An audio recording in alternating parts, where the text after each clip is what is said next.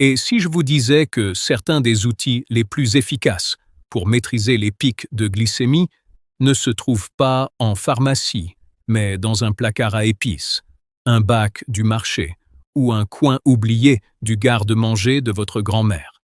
La plupart des gens n'ont jamais entendu parler de la moitié de ces aliments. Ils constituaient l'aliment de base de nos ancêtres, utilisé pendant des milliers d'années en Afrique, en Asie, dans le bassin méditerranéen et en Amérique, bien avant que quiconque n'ait mesuré une chose appelée glucose. Et aujourd'hui, je vais vous en présenter 20. Des aliments dont les recherches modernes confirment aujourd'hui qu'ils peuvent contribuer à atténuer le pic de glycémie après un repas, à améliorer la réponse de l'organisme à l'insuline et à favoriser une énergie plus stable tout au long de la journée. Restez dans les parages, car le numéro 3 de cette liste est une plante épineuse du désert que les Mexicains consomment depuis des siècles. Et il s'avère que c'est l'un des aliments les plus fascinants au monde en ce qui concerne la glycémie. Et le numéro 9 est une minuscule graine qui se transforme en gel dans votre estomac et peut ralentir la vitesse à laquelle le sucre atteint votre circulation sanguine. N'oubliez pas de vous abonner, car nous publions chaque semaine de nouvelles vidéos qui font le lien entre la sagesse alimentaire ancestrale et la science de la nutrition, qui commence enfin à la confirmer. Entrons dans le vif du sujet. Voici 20 super-aliments oubliés qui favorisent une glycémie saine, classée de remarquable à absolument extraordinaire. Premièrement, les graines de fenugrec, cette épice ancestrale au pouvoir caché. Commençons par le placard à épices, car le fenugrec fait partie de ces ingrédients devant lesquels la plupart des gens passent une centaine de fois, sans savoir ce qu'il peut faire. Le fenugrec est utilisé depuis des milliers d'années au Moyen-Orient, en Afrique du Nord et dans le sous-continent indien, à la fois comme épice culinaire et comme remède traditionnel. Des textes de l'Égypte antique y font référence. La médecine ayurvédique l'utilise depuis des siècles pour favoriser la digestion et la vitalité. Ce que la science moderne a mis en évidence, c'est la teneur remarquablement élevée en fibres solubles de ces graines. Lorsque les graines de fenugrec entrent en contact avec un liquide dans le tube digestif, elles forment un gel épais et visqueux. Ce gel ralentit physiquement le passage des aliments dans l'intestin, ce qui ralentit à son tour la vitesse à laquelle les glucides sont décomposés et absorbés dans le sang. Plusieurs petites études menées sur des humains suggèrent que la consommation de fenugrec au cours d'un repas pourrait réduire l'augmentation de la glycémie après le repas, comparativement à la consommation du même repas sans fenugrec. Les chercheurs pensent que ces graines contiennent également un acide aminé unique qui pourrait influencer la libération d'insuline. La méthode traditionnelle fonctionne encore aujourd'hui. Faites tremper une cuillère à soupe de graines de fenugrec entières dans l'eau pendant une nuit. Vous pouvez ensuite les consommer telles quelles ou les ajouter à votre petit déjeuner. Vous pouvez également moudre des graines grillées pour obtenir une épice réconfortante et légèrement amère, idéale pour les lentilles, les ragoûts et les pains plats. Outre les graines elles-mêmes, les feuilles fraîches de fenugrec, souvent appelées métis, sont utilisées dans toute la cuisine sud-asiatique comme légumes-feuilles à part entière, offrant une dose plus douce des mêmes fibres et composés végétaux. Si vous souhaitez intégrer un aliment ancien et simple à votre routine, pour stabiliser votre glycémie, le fenugrec est un excellent point de départ. Deuxièmement, le melon amer, ce légume qui imite l'insuline. Voici un aliment que la plupart des supermarchés occidentaux ne proposent même pas. Et pourtant, il est utilisé depuis des générations en Asie, en Afrique et dans les Caraïbes, notamment pour réguler la glycémie. Le melon amer ressemble à un concombre verruqueux, d'un vert pâle, et son nom n'est pas exagéré. C'est véritablement amer, et cette amertume provient de composés que les chercheurs ont étudiés de près. Le melon amer contient plusieurs composés végétaux, dont un appelé charentine, et un autre qui ressemble structurellement à l'insuline animale. Des recherches en laboratoire et sur des animaux suggèrent que ces composés pourraient aider les cellules à absorber plus efficacement le glucose du sang, d'une manière qui ressemble quelque peu au fonctionnement de l'insuline. Certains essais cliniques menés sur des humains avec de l'extrait de melon amer ont montré de légères réductions des marqueurs de glycémie, bien que les résultats des différentes études soient mitigés. Les chercheurs soulignent par ailleurs que des essais à plus grande échelle sont nécessaires. Les guérisseurs traditionnels des Caraïbes et de l'Asie du Sud-Est utilisaient le melon amer, non seulement comme aliment, mais aussi comme tonique, à prendre spécifiquement après les repas copieux riches en amidon. Une pratique qui correspond remarquablement bien aux recommandations actuelles des chercheurs modernes concernant le timing. Les préparations traditionnelles consistent à couper la chair en tranches et à la faire sauter avec des oignons et des épices pour atténuer l'amertume, à en extraire le jus et à le diluer avec de l'eau, ou encore à la sécher et à la faire infuser comme un thé. Si l'amertume à l'état cru est trop prononcée, commencez par une petite quantité, faites-la bien cuire, et associez-la à des épices relevées. Les guérisseurs traditionnels, répartis sur 3 continents, ne disposaient pas d'équipement de laboratoire, mais ils ont constaté quelque chose de réel. Et la science moderne explique aujourd'hui pourquoi. Dans certaines régions d'Asie du Sud-Est, la soupe de melon amer était traditionnellement servie comme remède spécifique, après des périodes d'excès alimentaire. Un petit conseil nutritionnel intuitif, transmis de génération en génération par des cuisiniers amateurs, bien avant d'être publié dans une revue scientifique. 3. Cactus nopal. La plante du désert, possédant un gel à base de glucose aux propriétés atténuantes. C'est celle que je vous avais promise au début, et elle mérite d'être mise en lumière. Le nopal, la raquette du figuier de Barbarie, est un aliment de base au Mexique depuis des milliers d'années. À consommer grillé, coupé en dés dans les salades, brouillé avec des œufs ou mixé en jus. Sous son enveloppe épineuse se cache une chair molle et mucilagineuse, riche en fibres solubles et en pectine. Lorsque vous consommez du nopal, ces fibres forment un gel visqueux dans l'estomac et l'intestin grêle, un peu comme le fait le fenugrec. Ce gel enrobe physiquement les glucides, ingérés simultanément, et ralentit leur digestion, ce qui atténue la vitesse à laquelle le glucose pénètre dans le sang. Plusieurs études menées au Mexique, où la consommation de nopal est courante, ont montré que la consommation de nopal, avec un repas contenant des glucides, était associée à une augmentation de la glycémie postprandiale plus faible que pour le même repas consommé sans nopal. Les guérisseurs traditionnels de Mésoamérique utilisaient cette plante depuis des siècles comme tonique générale pour le bien-être, bien avant que quiconque ne comprenne la science des fibres qui la sous-tend. L'eau et le jus de nopal restent encore aujourd'hui un remède maison courant au Mexique. Pour préparer le nopal, grattez les petites épines, coupez la feuille en dés et faites-la griller, sauter ou bouillir, jusqu'à ce qu'elle perde de sa viscosité. Ajoutez-le à des œufs brouillés, des tacos ou une simple salade avec du citron vert et de la coriandre. Il est peu coûteux, satisfaisant, et l'un des outils à base de fibres les plus directs de toute cette liste.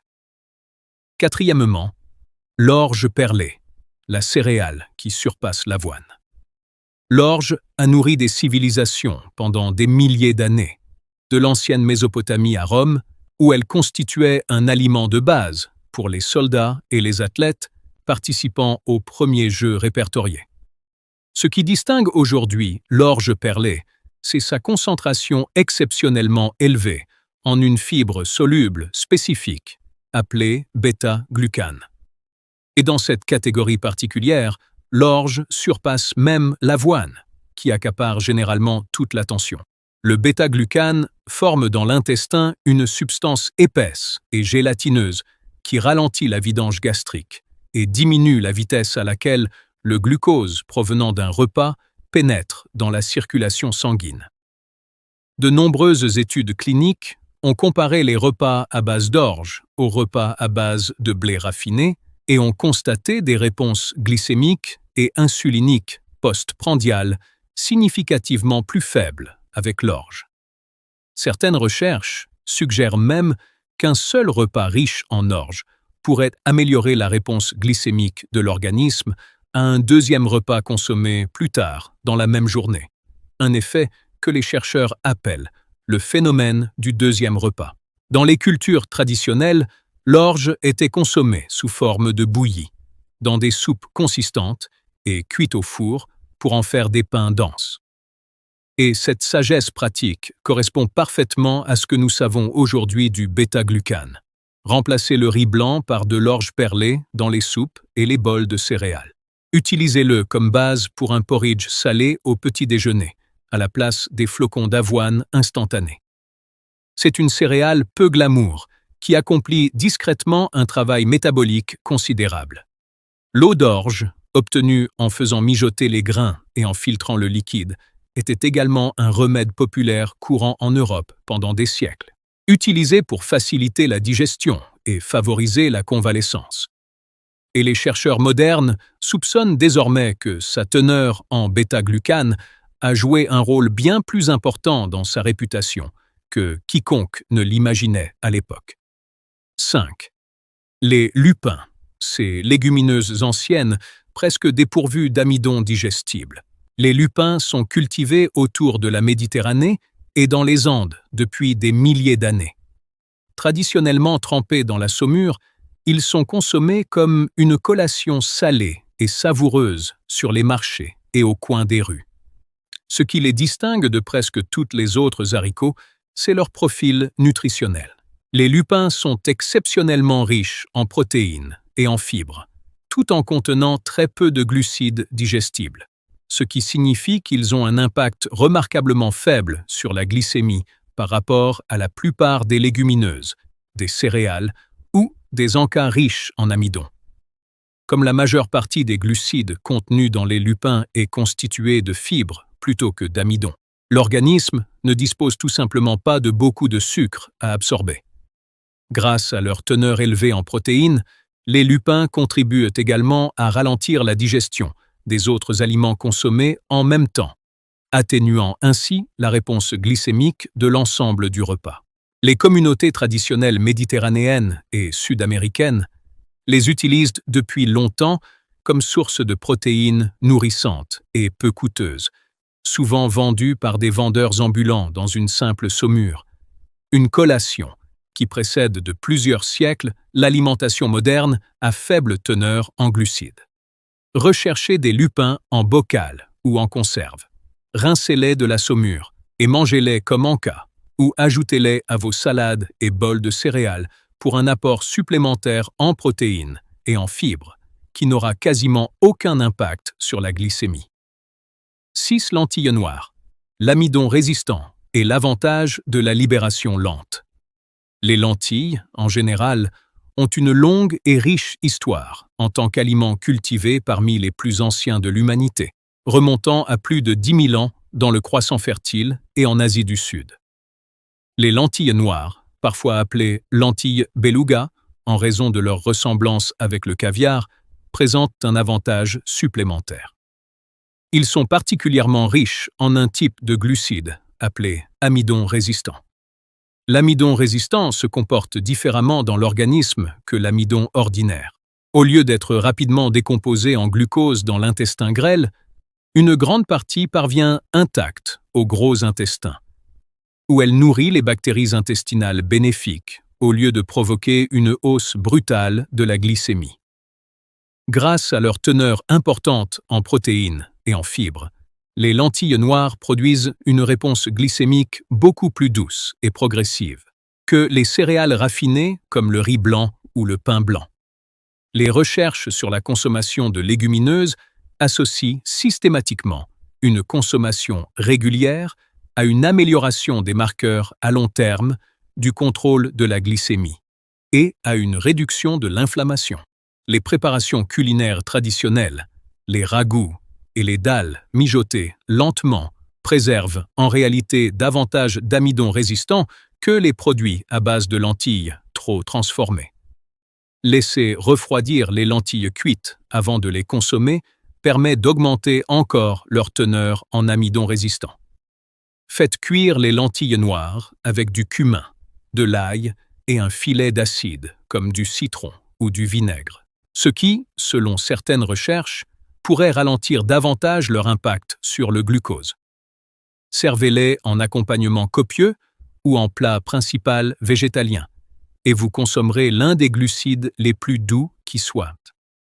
Les lentilles, en général, ont permis de nourrir des populations entières pendant des périodes de pénurie, précisément parce qu'elles se conservent bien, se cuisinent facilement et apportent une grande quantité de nutriments par hectare de terre cultivée. Un héritage pratique que la recherche moderne sur l'amidon résistant apporte désormais une explication scientifique. 7. Le gombo. Ce légume mucilagineux que tout le monde sous-estime. Le gombo est profondément enraciné dans la tradition culinaire africaine, transmise à travers l'Atlantique et intégrée depuis des siècles à la cuisine d'Amérique du Sud, des Caraïbes et du Moyen-Orient. La plupart des gens connaissent le gombo pour sa texture particulière, son aspect glissant et mucilagineux qui apparaît lorsqu'on le coupe.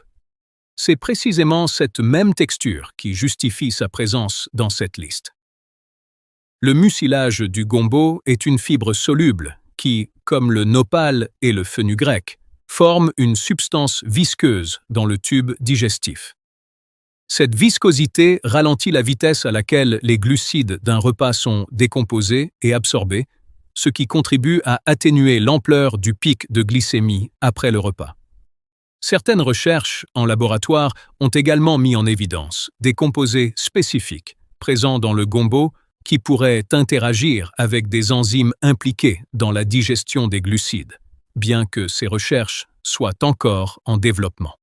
Dans la cuisine traditionnelle d'Afrique de l'Ouest et du Sud, on associait souvent le gombo à d'autres aliments à digestion lente dans les ragoûts, précisément en raison de l'effet satisfaisant et stabilisant de cette combinaison, bien avant que l'on ait un nom pour la réponse glycémique.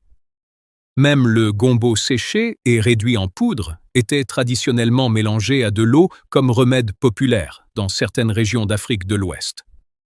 Une pratique simple que les chercheurs modernes réexaminent aujourd'hui. Pour minimiser l'aspect gluant, si vous n'êtes pas fan de gombo, faites-le rôtir à feu vif ou saisissez-le rapidement dans une poêle chaude, ce qui raffermit sa texture tout en préservant les fibres. Ajoutez-le au gombo, au ragoût ou à un simple sauté de tomates et d'oignons. Le gombo a traversé l'Atlantique lors de la traite transatlantique des esclaves et est devenu un ingrédient fondamental des cuisines issues de cette histoire. Du gombo de la côte du Golfe au kalalou des Caraïbes, partageant avec lui ses bienfaits métaboliques discrets au sein de nouvelles traditions culinaires. 8. Cannelle de Ceylan. L'écorce qui pourrait améliorer la sensibilité à l'insuline. La cannelle est prisée depuis des milliers d'années. Autrefois si précieuse, elle était échangée comme l'or le long des anciennes routes des épices, qui s'étendaient du Sri Lanka à Rome. Ce que la plupart des gens ignorent, c'est que la véritable cannelle de Ceylan, originaire du Sri Lanka, est chimiquement différente de la cannelle de Chine bon marché qui remplit les rayons de la plupart des supermarchés. Cette distinction est importante pour la gestion de la glycémie. Certaines recherches suggèrent que les composés de la cannelle pourraient améliorer la façon dont les cellules répondent à l'insuline, permettant ainsi au glucose de quitter la circulation sanguine et de pénétrer plus efficacement dans les cellules. Il est important d'être honnête ici. Les recherches sur la cannelle et la glycémie donnent des résultats véritablement mitigés. Certaines études montrent de légères améliorations de la glycémie à jeun et de la sensibilité à l'insuline, tandis que d'autres ne montrent aucun effet significatif. Et les résultats dépendent probablement de la dose, du type de cannelle utilisée et des différences individuelles entre les personnes. Ce qui est relativement constant, c'est que la cannelle de Ceylan contient des niveaux beaucoup plus faibles d'un composé appelé coumarine que la cannelle de Chine, ce qui est important si vous en consommez régulièrement en grande quantité. Une consommation élevée de coumarine a été associée à des problèmes hépatiques à long terme. Historiquement, la cannelle de Ceylan était si prisée, précisément en raison de sa saveur plus délicate et complexe comparée à la cannelle de Chine. Et cette même qualité qui en faisait un produit précieux pour les marchands de l'Antiquité est ce qui en fait aujourd'hui le meilleur choix au quotidien. Incorporez une demi-cuillère à café de cannelle de Ceylan dans votre café, votre gruau ou un smoothie. Cela ne fera pas de miracle à lui seul, mais intégré à un régime alimentaire plus global, c'est un ajout ancien et peu risqué qui vaut la peine d'être essayé. 9 graines de chia, la minuscule graine qui se transforme en gel. Voici la graine dont je parlais au tout début. Et une fois que vous aurez compris ce qui se passe dans votre estomac, vous comprendrez pourquoi il figure en bonne place sur cette liste. Les graines de chia constituaient un aliment de base des civilisations aztèques et mayas, prisées pour l'énergie durable qu'elles fournissaient aux guerriers et aux coureurs lors de longs voyages. Elles étaient si précieuses qu'elles servaient autrefois de forme de paiement de tribut. La raison pour laquelle les graines de chia fonctionnent si bien est d'ordre structurel. Les graines de chia sont enrobées de fibres solubles qui, au contact d'un liquide, forment presque immédiatement une substance gélatineuse épaisse, gonflant jusqu'à plusieurs fois leur taille initiale. Lorsque vous consommez des graines de chia au cours d'un repas, ce même gel se forme dans votre estomac, ralentissant physiquement la vidange gastrique et la vitesse à laquelle les glucides sont digérés et absorbés. Plusieurs études ont montré que l'ajout de graines de chia à un repas contenant des glucides réduit le pic de glycémie post-prandiale par rapport au même repas, sans graines. Le chia est également riche en acides gras, oméga 3 et en protéines, 2 éléments qui, indépendamment les uns des autres, favorisent une réponse glycémique plus progressive. Faites tremper 2 cuillères à soupe de graines de chia dans de l'eau, du lait ou du yaourt pendant au moins 15 minutes pour former un pudding. Ou incorporez-les directement dans du gruau, des smoothies ou un verre d'eau avant un repas. C'est l'un des moyens les plus simples et les plus directs de ralentir physiquement l'arrivée de sucre avant qu'elle ne se produise.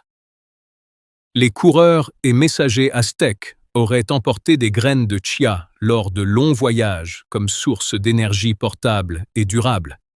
Et bien que cette histoire relève davantage du folklore que des données cliniques, le mécanisme sous-jacent, une libération d'énergie lente et régulière, plutôt qu'un pic rapide, correspond remarquablement bien à ce que nous comprenons aujourd'hui des fibres de la graine. 10. Graines de lin moulu. La graine riche en lignine pour un contrôle à long terme.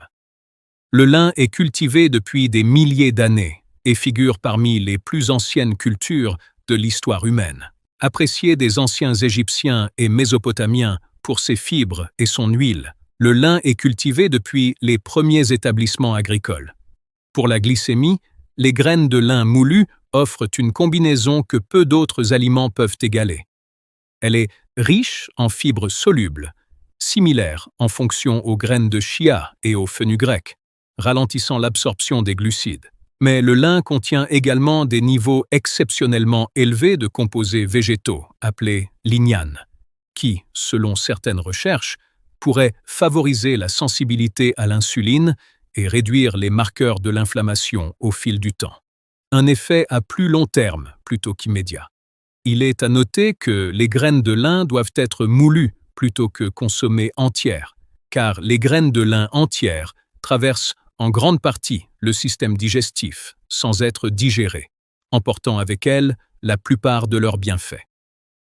Les graines de lin fraîchement moulues se dégradent également plus rapidement que les graines entières. Ainsi, moudre de petites quantités au fur et à mesure des besoins ou l'acheter déjà moulu et le conserver au réfrigérateur, permet de préserver davantage ses composés bénéfiques. Incorporez-en 1 ou 2 cuillères à soupe dans du gruau, du yogourt ou un smoothie, ou utilisez-les pour remplacer une partie de la farine en pâtisserie.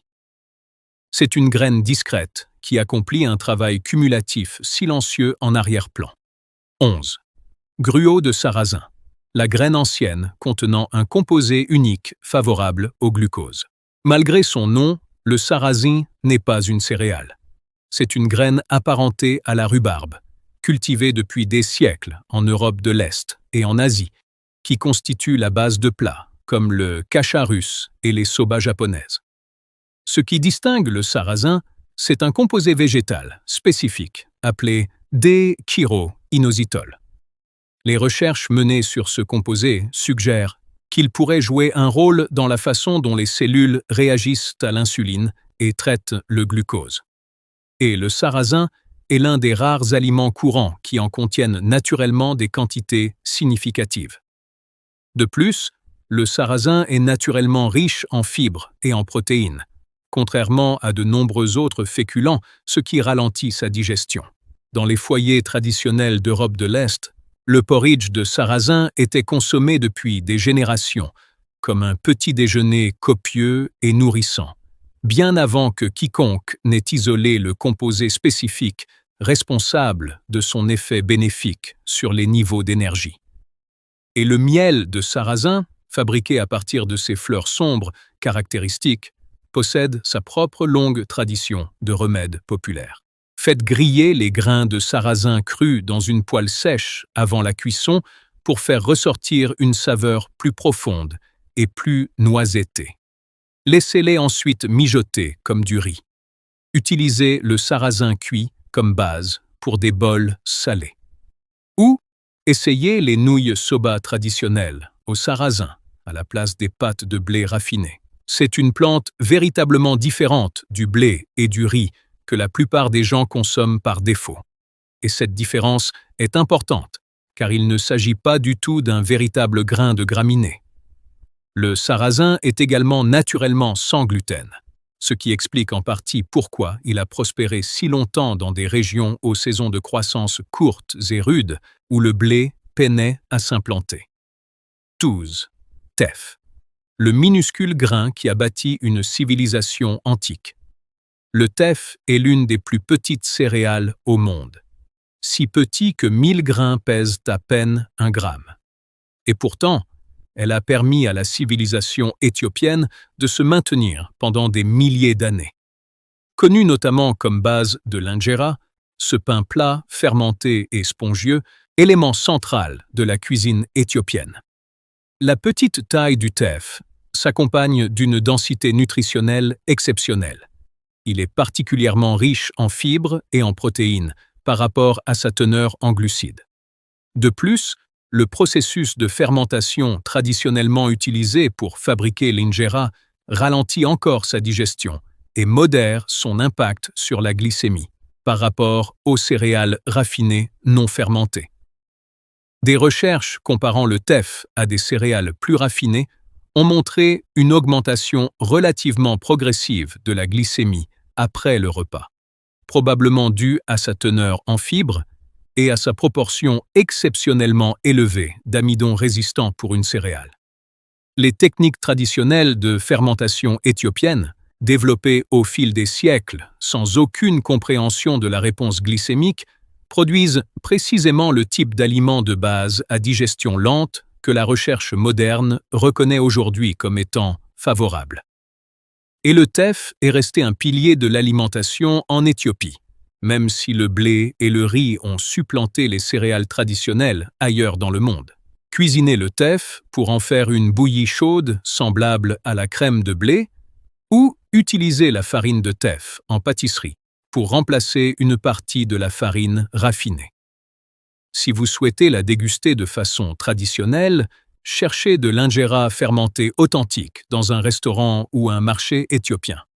Le teff est également naturellement sans gluten, ce qui a contribué à sa popularité croissante bien au-delà de l'Éthiopie ces dernières années. bien que ses avantages en matière de glycémie aient historiquement reçu beaucoup moins d'attention que ce seul fait. 13. Le sorgho, cette céréale méconnue qui nourrit discrètement 1 milliard de personnes. Le sorgho est l'une des céréales les plus cultivées au monde, un aliment de base en Afrique et dans certaines régions d'Asie depuis des milliers d'années. Et pourtant, il reste presque invisible dans les assiettes occidentales, hormis dans les graines pour oiseaux et les édulcorants.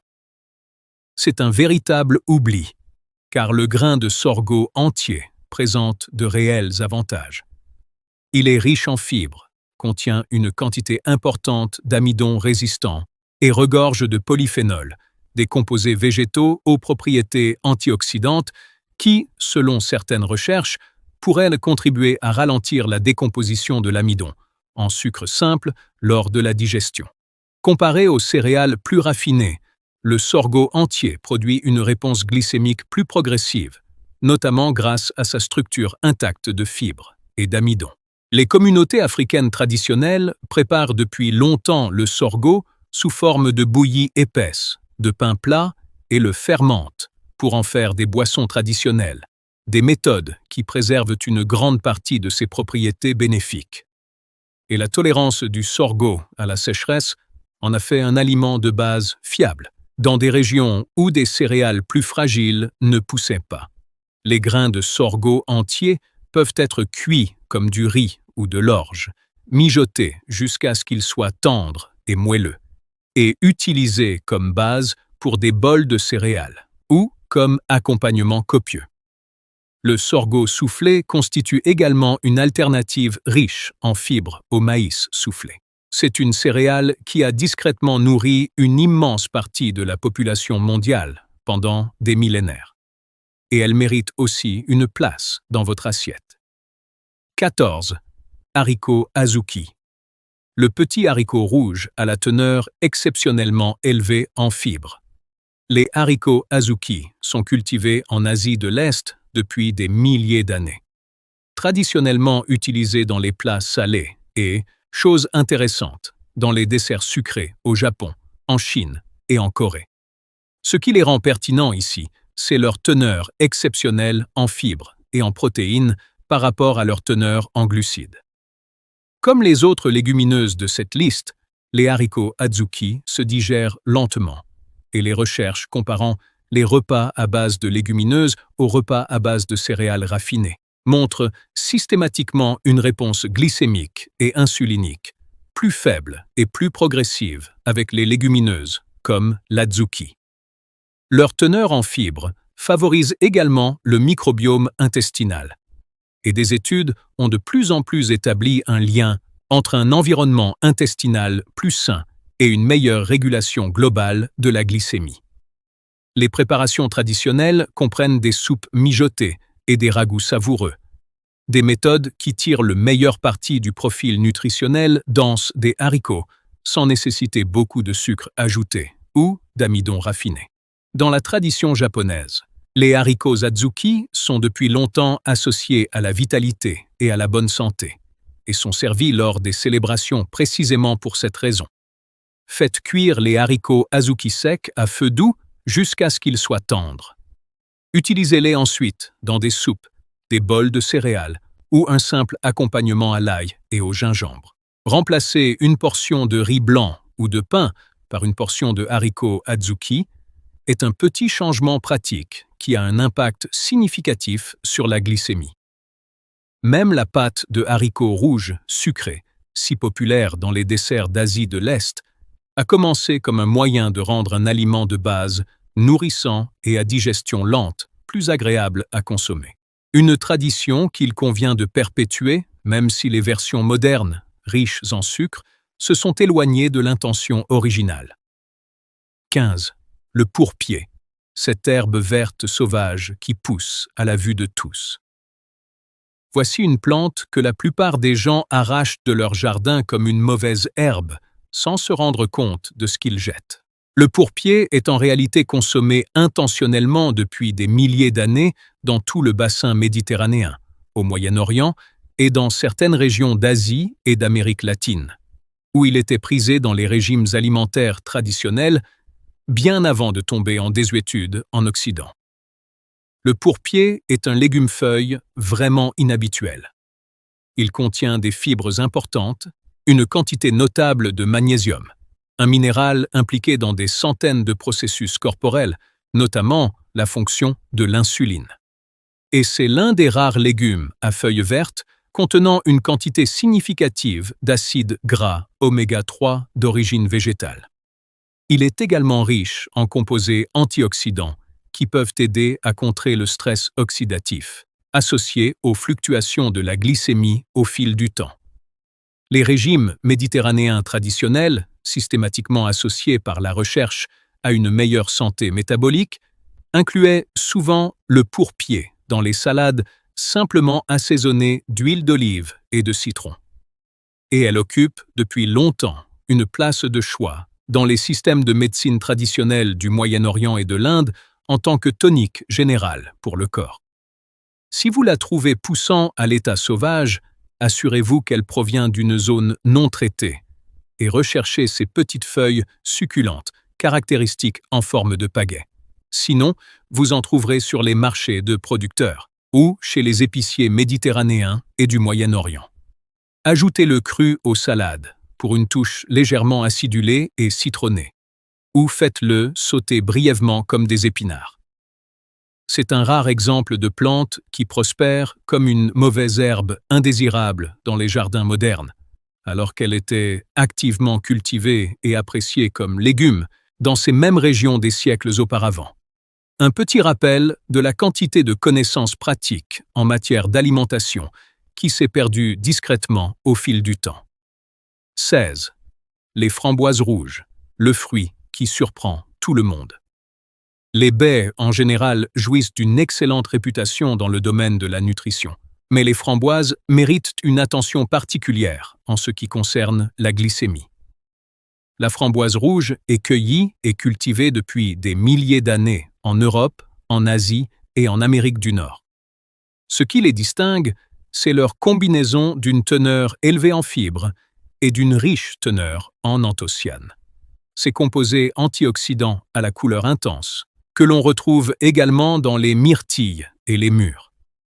Plusieurs études menées sur des humains ont spécifiquement examiné les framboises consommées avec un repas riche en glucides et ont constaté une réduction des réponses glycémiques et insuliniques après le repas par rapport au même repas consommé seul.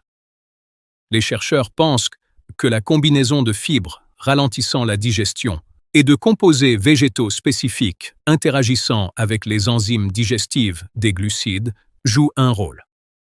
Cela rend les framboises quelque peu inhabituelles parmi les fruits, car on aborde souvent les fruits avec prudence en ce qui concerne la glycémie. Mais le rapport fibre-sucre des framboises est particulièrement favorable comparé à de nombreux autres fruits. Les cultures traditionnelles de cueillette les consommaient frais en saison et les faisaient sécher pour l'hiver, une manière pratique de préserver leurs bienfaits tout au long de l'année. Et la feuille de framboisier sauvage possède sa propre longue tradition de remèdes populaires en Europe et en Amérique du Nord. Dégustez une tasse de framboises fraîches ou congelées en guise de collation ou ajoutez-les à un yaourt nature, à du gruau ou à une salade pour une touche sucrée naturelle qui ne vous desservira pas comme le font de nombreuses autres collations sucrées. 17. Les mûres, le fruit oublié qui utilise une astuce de blocage enzymatique. Les mûriers ont une longue histoire en Asie, au Moyen-Orient et en Méditerranée. Historiquement liés au commerce de la soie, puisque les vers à soie se nourrissent exclusivement de feuilles de mûrier et que des économies entières dépendaient autrefois de ces arbres. Au-delà de leur importance historique, les mûres contiennent un composé que les chercheurs ont étudié spécifiquement pour son effet sur la digestion des glucides. Ce composé semble inhiber certaines enzymes responsables de la décomposition des glucides complexes en sucre simple, rapidement absorbés. Lorsque ces enzymes sont ralenties, les sucres sont libérés et absorbés plus progressivement, ce qui peut atténuer l'ampleur du pic de glycémie après un repas. Les systèmes de médecine traditionnels en Chine et au Moyen-Orient utilisent depuis des siècles les feuilles et les fruits du mûrier comme tonique générale. Et les recherches modernes s'intéressent de plus en plus à valider certains de ces usages traditionnels, notamment en ce qui concerne cet effet inhibiteur sur les enzymes, le thé de feuilles de mûrier suscitant un intérêt croissant de la part des chercheurs ces dernières années. Il peut être difficile de trouver des mûres fraîches en dehors des régions où poussent ces arbres, car le fruit est fragile et supporte mal le transport. Mais les mûres séchées sont largement disponibles et se conservent beaucoup mieux. Dégustez-les comme une collation naturellement sucrée. Ajoutez des mûres séchées à un mélange de fruits secs ou incorporez-les à du gruau. C'est un fruit que la plupart des gens n'ont jamais goûté, qui reste discrètement en marge d'une histoire bien plus vaste. 18. Pistache. L'écrou avec système de freinage intégré. La pistache est cultivée au Moyen-Orient depuis des milliers d'années. Elle constituait un aliment de base des régimes persans, levantins et méditerranéens, bien avant de devenir un encas populaire ailleurs. Et les preuves archéologiques les placent parmi les plus anciennes noix consommées par l'homme. Ce qui rend les pistaches pertinentes ici est simple, mais puissant. Ils combinent des protéines, des fibres et des graisses saines en un seul aliment. Et cette combinaison ralentit la digestion des glucides consommés en même temps. Plusieurs études ont examiné spécifiquement l'association des pistaches avec des repas riches en glucides et ont constaté une réduction de la réponse glycémique et insulinique par rapport à la consommation de glucides seuls. Les pistaches ont également un apport calorique nettement inférieur par once décortiquée à celui de la plupart des autres noix, principalement parce qu'une partie de leur matière grasse n'est pas entièrement absorbée par le système digestif, ce qui constitue un petit avantage supplémentaire pour toute personne surveillant son apport calorique global. Les coutumes traditionnelles d'hospitalité du Moyen-Orient incluent depuis longtemps des bols de pistaches à partager comme encas, une habitude qui, il s'avère, pourrait être plus favorable sur le plan métabolique que la plupart des encas modernes. Gardez à portée de main une petite poignée de pistaches décortiquées pour une collation entre les repas, ou consommez-les avec un fruit ou un plat plus riche en féculents, afin d'atténuer leur impact global sur votre glycémie. Le fait d'écaler les pistaches à la main, une à une, peut même jouer en votre faveur en ralentissant naturellement la vitesse à laquelle vous les mangez. Un léger écho comportemental du même effet régulateur que la noix procure au niveau métabolique. 19. Noix. La noix en forme de cerveau, pratiquement dépourvue de glucides digestibles. On consomme des noix depuis l'Antiquité. Les Romains l'appréciaient tellement qu'ils associaient la noix aux dieux eux-mêmes et l'utilisaient dans les offrandes cérémonielles. Pour réguler la glycémie, les noix offrent une solution d'une simplicité rafraîchissante. Elles sont extrêmement pauvres en glucides digestibles et composées principalement de graisses saines, d'oméga 3 d'origine végétale, ainsi que d'une quantité significative de protéines et de fibres. Cela signifie que les noix, consommées seules, ont très peu d'impact direct sur la glycémie. Et les recherches suggèrent que le remplacement régulier des collations riches en glucides raffinés par des noix est associé à une amélioration des marqueurs du contrôle de la glycémie à long terme et à une réduction de l'inflammation. Certaines études comparant spécifiquement la consommation de noix à d'autres types de collations ont constaté des améliorations de la sensibilité à l'insuline au fil du temps, probablement liées à leur profil lipidique unique. Les régimes alimentaires traditionnels méditerranéens et du Moyen-Orient incluent depuis longtemps les noix comme aliment de base plutôt que comme un plaisir occasionnel, un modèle systématiquement associé dans la recherche à de meilleurs résultats métaboliques à long terme. Et les noyers eux-mêmes étaient si précieux historiquement que beaucoup étaient transmis de génération en génération au sein des familles en héritage. Ayez toujours sous la main des noix crues ou grillées à sec pour une collation facile à emporter. Ajoutez-les aux salades pour apporter du croquant ou utilisez des noix concassées à la place de la chapelure en cuisine. C'est l'une des substitutions les plus faciles de toute cette liste. 20. Le vinaigre de cidre, l'ancien tonique acide, avec une trace de données modernes.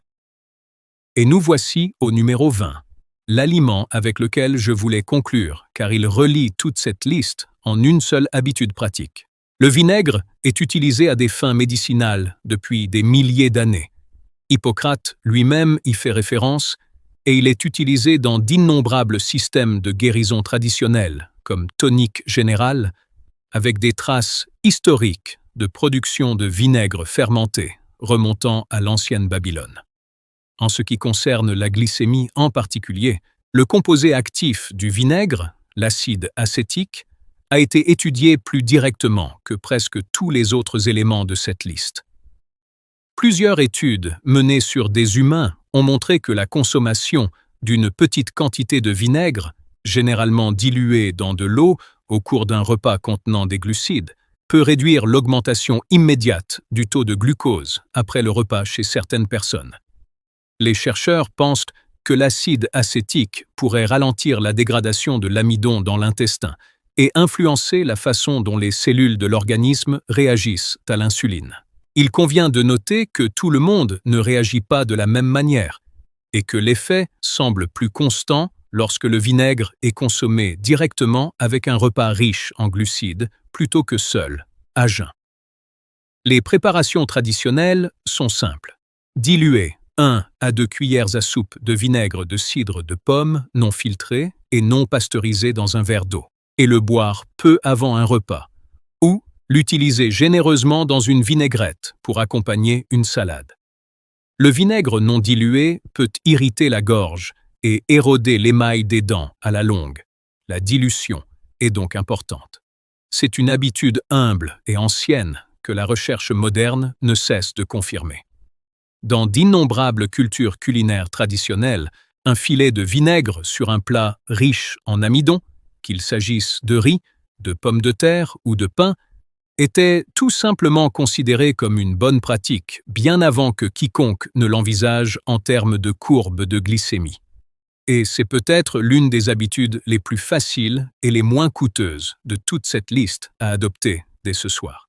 Si vous êtes arrivé jusqu'ici, vous venez de recevoir un plan complet axé sur l'alimentation pour favoriser une glycémie plus stable grâce à des ingrédients que vos arrière-grands-parents auraient reconnus au premier coup d'œil. Je vous laisse avec le cadre.